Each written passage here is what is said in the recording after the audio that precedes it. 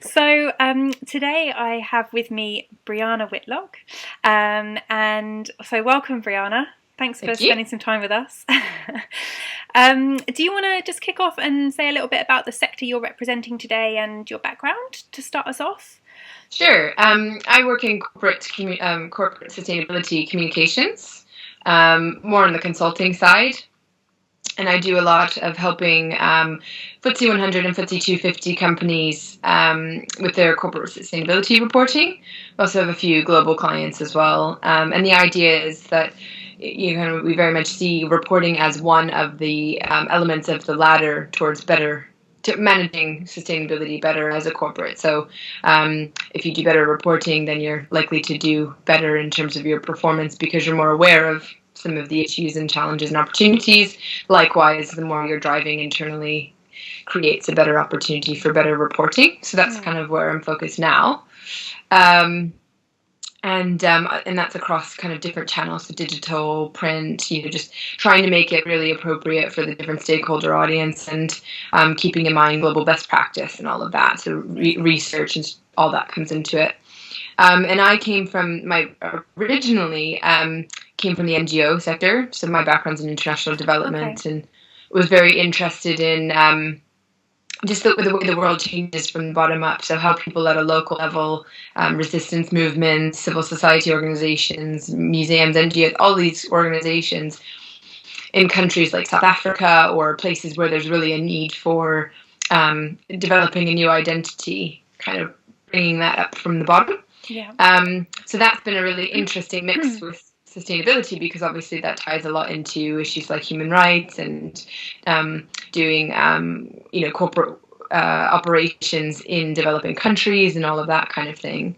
And then sort of in between the two, I worked in the sustainability team at a utility company who kind of did oil and gas and utilities, kind of the full integration of energy. So it was a really interesting sector to be in because obviously real significant impacts, but also real opportunities to manage that when you also supply energy to customers, then there's real opportunities there as well. So really interesting. Yeah, and an interesting kind of background as well. The fact that you've kind of gone from NGO to sidestepped across to utilities is quite a massive jump, isn't it? And then into corporates again, like you've really seen quite a spectrum of sustainability in different backgrounds, haven't you?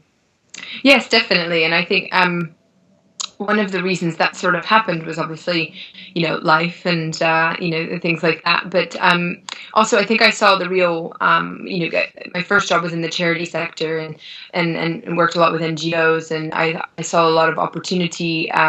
There's a lot of really great people who work in charities and NGOs. And I really wanted to try to take a bit of a different take on it where you can kind of try to leverage a lot of the power that big companies have into making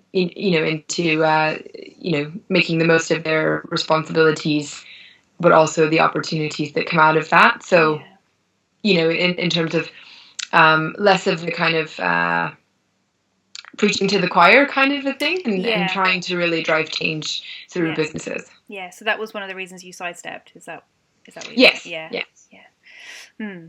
And so one of the things that I really wanted to talk to you about today was the kind of the big challenges that you faced in your kind of career to date. So you mean if you can pick whichever part of that you want to go with the flow, yeah. Yeah, I mean, I think one of the biggest challenges, and it's also a really great thing about sustainability, is that it is a sort of, it's not, it's a last 25 years kind of a thing. So there isn't really a rule book. It's also very sector and industry specific. So one size doesn't fit all. And that can be a real challenge in terms of, especially consulting, where you're trying to offer best practice guidance where there aren't like an agreed set of international standards. So there are some kind of trending ones. There isn't legislation around it. It's all very much down to peer groups and what other companies are doing, and also your stakeholders and what they're driving, what issues you're driving. But I think that's also been one of the real opportunities because obviously you can kind of be part of forming that going forward. So what would you say was like the key? Is there a key skill that you've had to kind of lean into to kind of make the most of that as an opportunity rather than seeing it as a threat? Or I think it's being, I think it's being pretty adaptable and yeah, flexible, and being able to. I think it's about principles for me mm, more than anything. So the company I work for also does a lot of annual reports and more of the corporate governance side of things, where there is a lot of legislation, and there's a rule book to kind of follow, and mm, that's all principles based. And mm, that's the aspect I think you can really apply to sustainability, is mm, looking at the principles and then applying them as appropriate to the sector you're in and the company you're in. So it's being mm. able to be resourceful and adaptable, and Yeah, yeah, try to kind of think outside the box in terms of how you would apply. So, for example, what does transparency mean to an oil and gas company versus a bank? They're very different meanings of the same mm, word, and would yeah, manifest themselves in different ways, but transparency is the principle that yeah, shines yeah, through in yeah, that. yeah. And another one of the challenges, but that's also, becomes a skill, is that, with sustainability, no matter what role you're in or who you're talking to, there's always the issue of buy-in Yeah, from whether it's senior that's a big management one. or helping people understand, what it is. And, because sustainability in the US means an environment, whereas Yeah, sustainability in Europe means the whole corporate sustainability piece.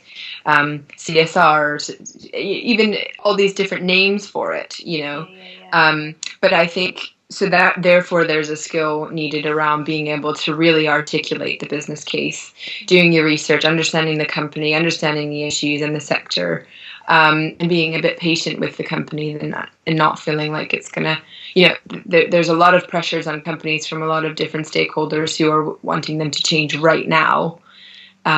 But real sustainable, valuable change does take time. So it's having that flexibility and patience, and also just being able to really articulate well what you're trying to achieve, Mm, and kind of do that with the company rather than tell them what to do. mm.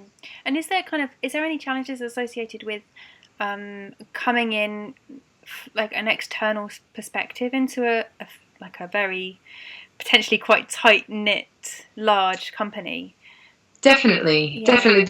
There's a challenge around building those relationships, and yeah, some trust. And sometimes the mm, person who's in the team is more an expert than I am, and where I need to add value is more, is that external perspective, and to be able to yeah, say, I don't know the company as well as you do, therefore I'm a little bit more objective in terms of being able to say, yeah, here's what your peer group does. Here's what I see as an external perspective. And in our case, we try to really back it up with research and trends and data that really can yeah, kind of back up what we're yeah, trying to say, yeah, yeah, um, as an initial thing. And then I think over time, it's just, it's being able to show the company that you're willing to sit down with them and have those discussions, and push them a little bit, and they push you a little bit, and kind of equal respect. And there's some companies where you'll never you recognize that they're gonna be 80% of the way there already, and you're just gonna help push them that much further.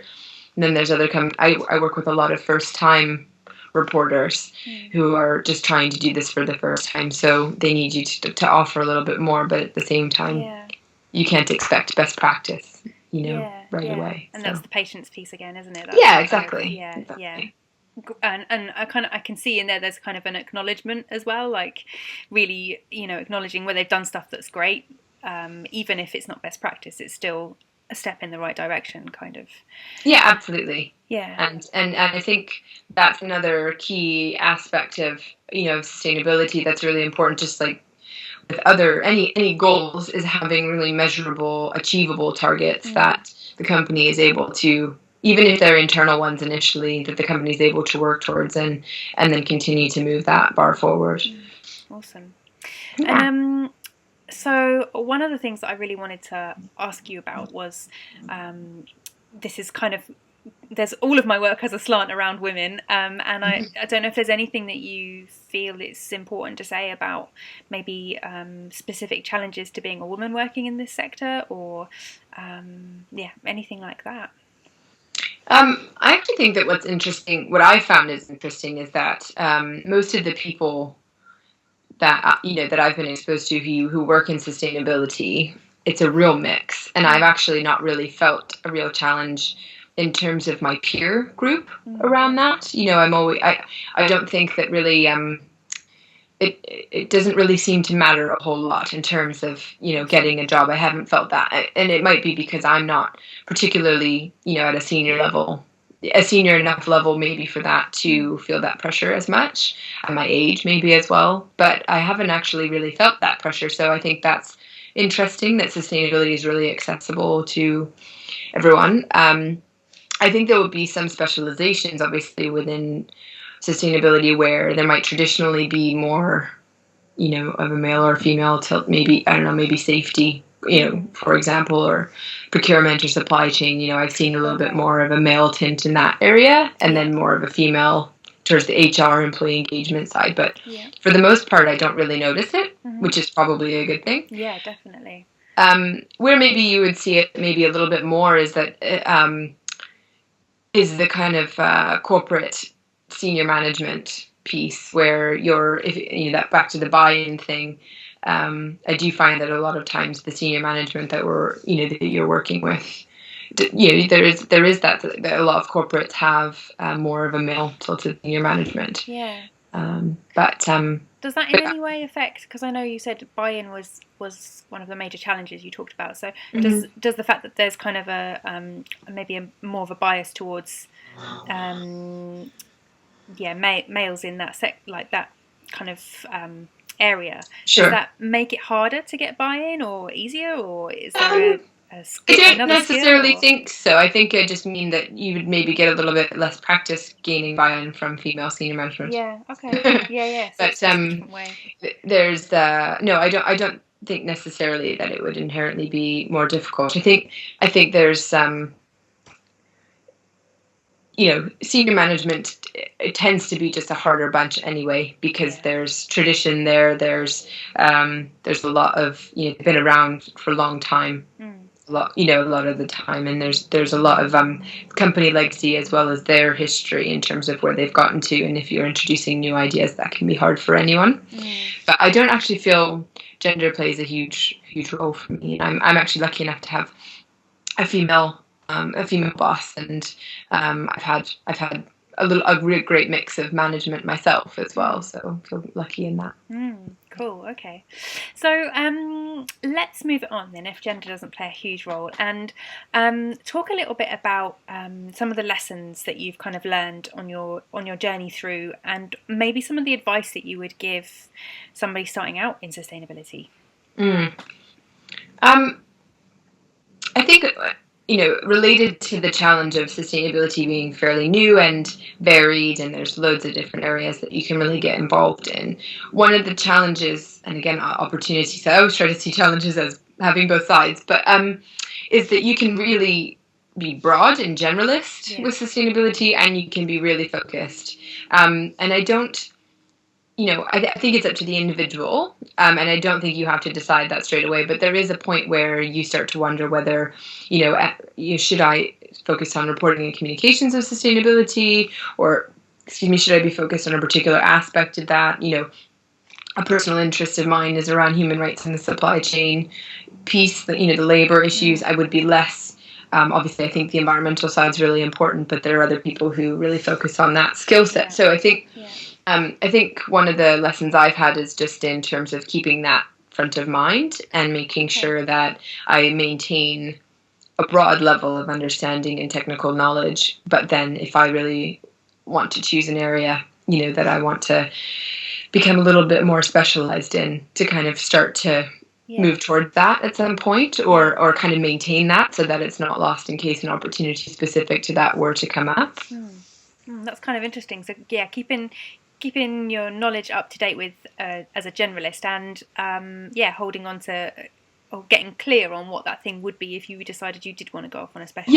Yeah, exactly. And that applies similarly to the industry sector as well, because I would say I tend to be more geared towards extractives, just because they're very that's the corporate background I've got, but also they tend to be very intensive in terms of their impacts, and they're pretty explicit.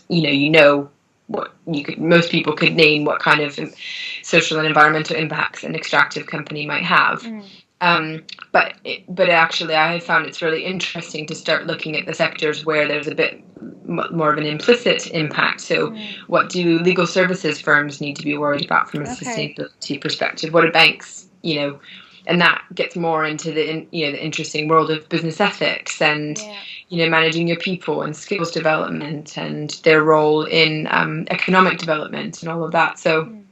It's also, do you want to be a generalist in terms of the industry, or do you really want to focus? And I don't think you necessarily have to choose. I think the same principles kind of apply, and that there probably is some point though where I think most people probably end up choosing to be, I'm going to be generalist everything, abroad. And apply that to one sector or any sectors, or I'm going to be specialist, but be able and maybe apply that to a particular sector or something. It's just something I think people could keep in mind. Awesome. And because of that, that makes job hunting really a challenge, because the sustainability jobs don't necessarily, leap off the internet at you the way HR jobs or other types of jobs might. I actually shouldn't speak for the HR sector. I don't know much about that, but I you'll maybe once a year or something see the perfect fit for you, and a lot of other times you're feeling like you could kind of maybe wedge yourself into that one, or maybe this could take you in a different direction. Which is it's cool, because it means that there's lots of different things you could do, but if you're looking for the perfect fit, it doesn't come up that often. So the lesson I would say for me, and advice from that, is just to kind of be always aware of what's out there, and just be always kind of, and this applies in any career, doesn't it? Just keeping polished in terms of your awareness of what your skills are and where you're at. And it kind of even to kind of press you on that, like the perfect fit is even kind of, even a push, even once a year, I would say, like the perfect fit. We're so specific, aren't we, about the things we would love in our jobs, and actually there's lots of jobs that are kind of would be cool, and so definitely. It's a tough one. No, I think that's right, and I think and you probably most people are going to look. That's about how often they would consider where am I at, the big picture, what am I doing with my life, refresh my CV, see what's going on out there, even if you're not actively looking, because it just is a good reflection point to kind of have a look at. So awesome. Any other lessons or advice for people starting out in the sector? I think having an open mind is pretty important. I think when I first started looking at the corporate world in terms of the corporate role in making the world a better place, obviously the traditional mindset goes immediately towards charity and philanthropy and giving money. And even from a community perspective, there's so much more than that companies are really doing around engaging with communities. There's license to operate. There's all these different aspects. And I think I learned really quickly that there's so many different aspects that you can really kind of get involved in, and having that it goes back to that flexibility and adaptability kind of thing, in terms of even just finding a job in the first place, being open to try to in terms of your search terms, even and all of that kind of thing, but also just in terms of if it's something that you're interested in, there might be a lot of different aspects of it that are open to you that you might not realize quite at first. So kind of playing with it, not taking it too seriously, and just enjoying the process as much as you can. Absolutely. And every type of organization needs to consider their impact. So there's universities that are looking at it. There's an academic approach to it as well. There's large organizations that do consulting, but also that do bodies, think tanks that are doing research, and there's so many different ways to kind of get involved that sometimes when you're feeling down and out about where am I going to ever find a job doing this, there's no corporates hiring. There's lots of other kind of venues and outlets for that. So thinking outside the box. Yeah, definitely. Awesome. I'm wanting to keep this quite short, so let's sort of begin to think about wrapping this up. But Okay. if we can move on to like a more personal side of it, and talk to me about boundaries and staying sane and kind of that side of working in sustainability, if you can. Yeah, no, because I think it's one of those things where obviously people who work in sustainability tend to be people that want their job to be their way of really making making it a difference, for lack of a better cheesy term. But it's kind of like, I'm the kind of person who feel like I really don't feel like I would feel fulfilled if the thing I was doing 10 to 12 hours a day most of my life wasn't something that really felt like meaningful to me. And I think a lot of people who work in sustainability are similar to that. But that can also be exhausting if you're doing something all the time that you're emotionally attached to. So I think it's important that, while it's important to maintain, your knowledge and reading and kind of keeping up to speed on what's going on, doing that 24 hours a day isn't the best for you, and being able to separate from that. And sometimes I'm the annoying person who's on my friends about their own sustainability, and they just kind of are used to it by now, and kind of just mess with me and stuff. But there's just times when you have to be able to kind of allow yourself to kind of break away from that a bit and have other outlets. And I think that applies in every career, but it's particularly, I mean, imagine doctors and people who are much more benevolent in what they do than myself have an even more extreme version of that. So but it's just being able to have those the things that you come away from work and do something else, and think about something else, do something else, totally different from that. And I think the other thing that applies for me, this isn't specific to sustainability necessarily, but I've applied it through my career, is just being able to have a really good relationship with your manager or a manager level colleague, that you're able to just be able to voice your concerns and share when you're getting close to being tapped out, or when you have new ideas, that just someone that you can really have as a sounding board, that isn't always your partner or your friends, or so someone within the kind of who understands the industry you're in, and so you don't overkill on your friends and family. And and also or likewise, maybe it's someone who is outside of your team, who doesn't know sustainability that much, that might be able to help you more from a career perspective. The last company I worked at had a mentoring system, and once every couple of months they had me meet with a female senior manager from a completely different team, who they sort of saw me as like as me being similar to her in 5 to 10 years time. So they kind of matched us up, and I could meet with her anytime I wanted, and just as a sounding board for wider career concerns, or how did she go about things that she did, or things like that. So if we were to wrap this up, is there anything else that you kind of wanted to say, give nuggets of wisdom? I'm just having a little look at my crib sheet over here. Anything else you just want to say before we sign off for the day?